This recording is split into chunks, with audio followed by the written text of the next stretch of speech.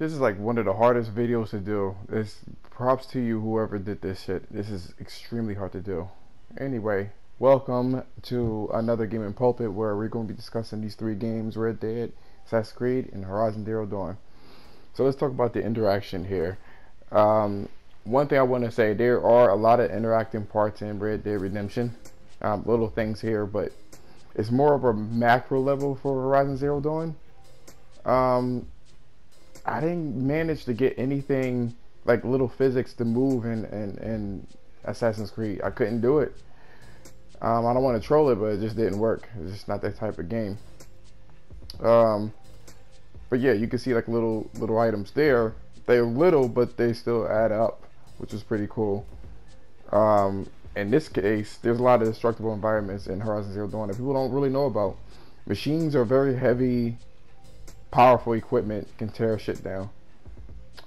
Cloth dynamics is something that's not in Horizon Zero Dawn. I wanted to actually get that out there. You have it in this game, which is pretty cool. And you have it also in Red Dead, which is pretty cool. There is cloth dynamics, but it's only for, you know, the characters and shit like that. But I thought this was pretty cool, and just to kind of showcase how this game is. Fire propagation is something that's really big in this game. So you can see like the fire actually travels up and burns anything that's wood, which is pretty cool. Also, that lid I just shot, that kind of like moved a little bit when I was shooting.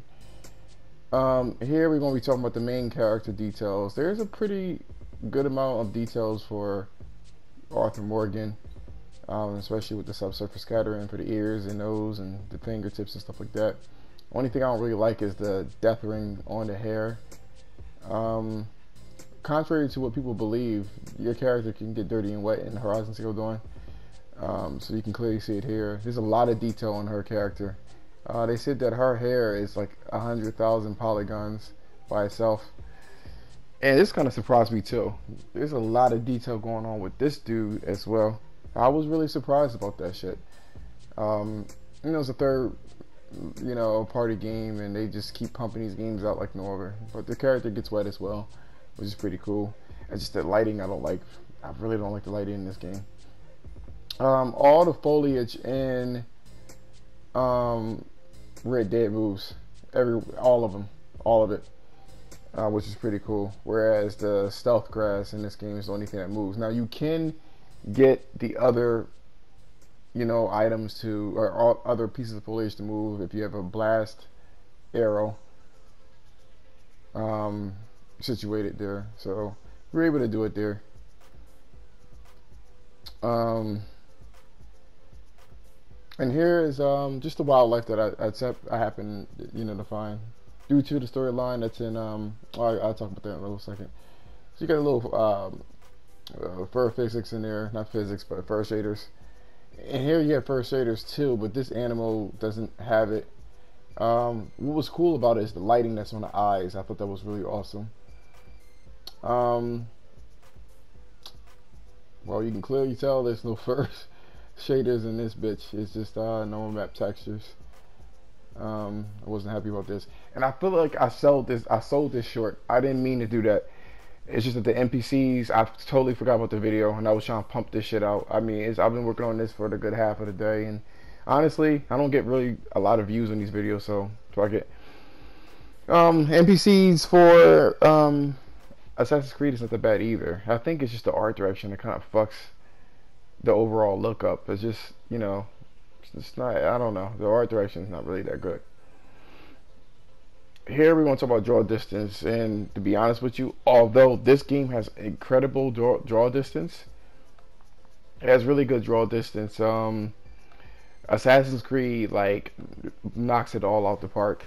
I think it's a bigger map.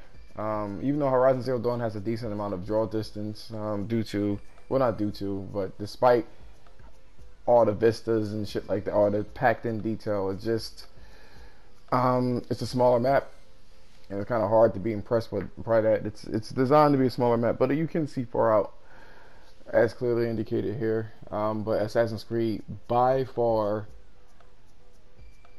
is the greatest draw distance in any game I've ever seen. The only problem is it's such a simple layout here. I mean, it's like you see how the plants are like arranged in like a grid pattern, you know what I mean? You just, it's not a lot of crazy detail going on there. Anyway, talking about the water, I feel like even though the water physics in this game, I mean, it has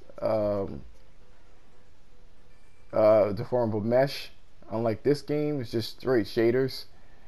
I didn't really like the old, there's not a lot of shaders going on in Grand Theft Auto. Now in this game, the water physics is definitely like the worst out of the three. This one has both. It has water shaders on top, and it has like the, you know, deformable layers. Snow. So by a slight bit amount, the snow physics that it's better in Horizon Zero Dawn. There's more like granulated detail instead of just like a blob just going through, you know, the terrain. There's a lot of little, you know, a lot of little details here. And even though this has the best water physics, I mean, you just have shaders for the sand. You could definitely have like deformable layers for the sand, but they didn't choose to do that. Now we are going to talk about the sky. The sky is pretty good in here. I think the biggest point is that you have like the shadows from the clouds in Red Dead. This one's pretty cool with the God rays, and the clouds in general is the best out of all three. This looks like a worse version of Grand Theft Auto, not Grand Theft Auto, Red Dead Redemption. You know what I mean? You got, I mean, I feel like the lighting's a little better in the clouds, but it's just too thick. And Horizon Zero Dawn just destroys both of them, you know, in terms of the lighting of the clouds themselves. Now let's talk about the textures. As we talked about before, this game is heavy with the parallax occlusion mapping. This one is just high density, or not high density, it's like, you know, I guess high density texels for the textures. It's the highest out of all three by a really good mile.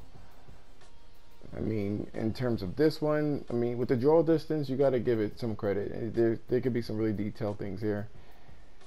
This is kind of cheating, though, I will say, because when you have like a small item like a rock, like a boulder like this, you can pack a lot of texture detail in there.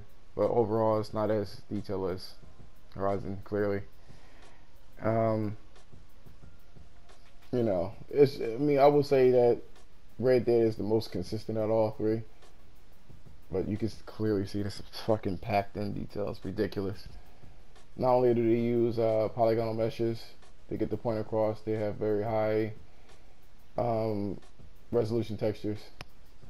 So, anyway, that's pretty much it for the video. Let me know what you think in the comments, what you liked, what you disliked about the video. And if you liked it, a sub would be greatly appreciated.